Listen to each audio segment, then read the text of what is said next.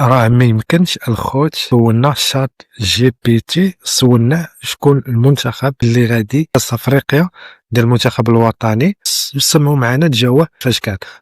ما تصابيوش، خليكم من الاول حتى لاخر الفيديو. الله بينا. السلام عليكم. عليكم السلام، اش داير؟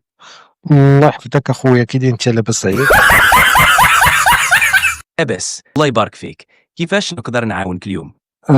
كيفاش تقدر تعاوني اليوم؟ بغيت نسول هضر.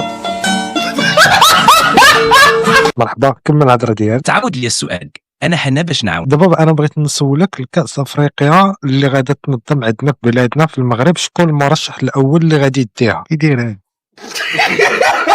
بغيتك تقول لي شكون المرشح الاول اللي غادي يدي كاس افريقيا في المغرب. المغرب كيستعد يستضيف كأس إفريقيا 2025، ولكن حاليا ما كاينش شي مرشح واضح للفوز بها، حيث المسابقة مازال ما بداتش.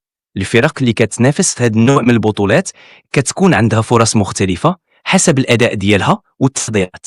غادي نشوفوا شنو غادي يوقع مع مرور الوقت. انا بغيت